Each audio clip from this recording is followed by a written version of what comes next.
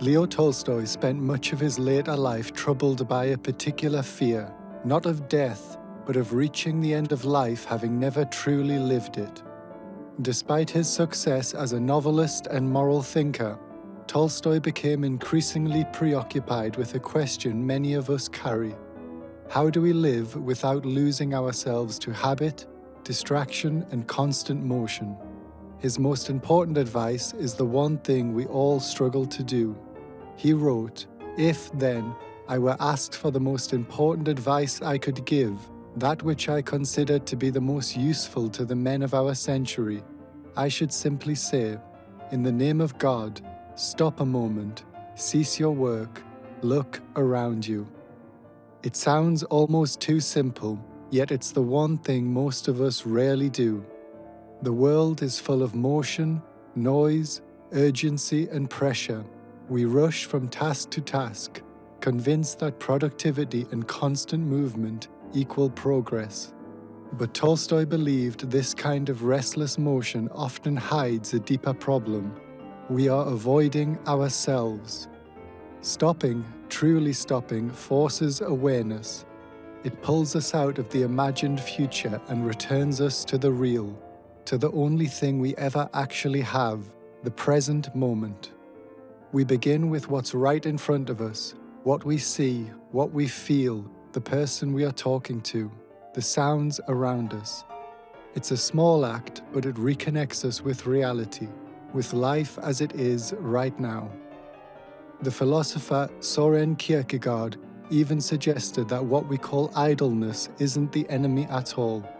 He wrote that idleness can be divine, that the real danger is boredom, the restless inability to simply be with ourselves. The pursuit of more of everything and of ceaseless productivity is just a series of diversions that leave us in the most terrible state of all, lost to ourselves. Motion for its own sake shuts us off from ourselves, and indeed from life. Tolstoy's advice is the antidote. Because when we stop, we notice, and noticing is how clarity begins to arise. But stopping can be uncomfortable. When the noise and movement fall away, we begin to see our fears, contradictions, mistakes, and unanswered questions. We may suddenly realize how much of our time is spent reacting rather than choosing. We may see that the people we love sometimes receive only the leftovers of our attention. We may discover that much of our movement and activity is simply avoidance, and we might not like those answers.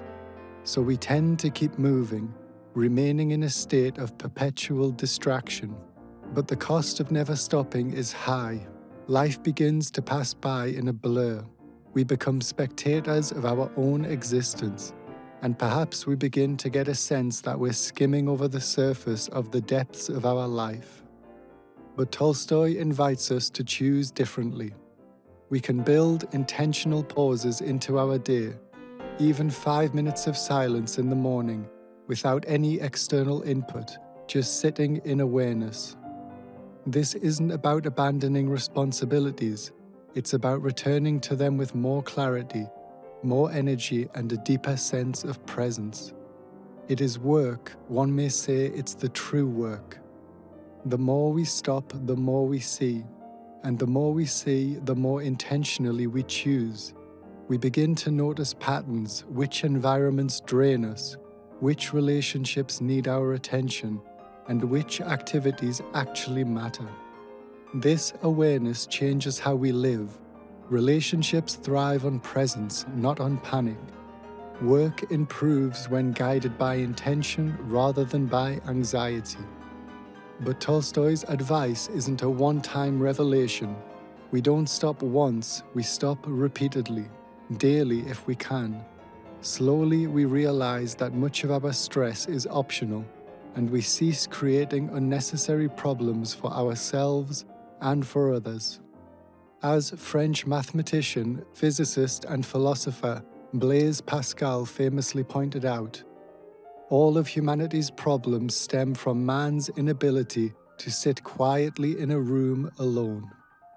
In The Gospel in Brief, Tolstoy's interpretation of the four Gospels, he wrote, "Bring all of your strength to the present moment, and this is the intensity required, to choose conscious presence as if our life depends on it, because in a very real sense it does."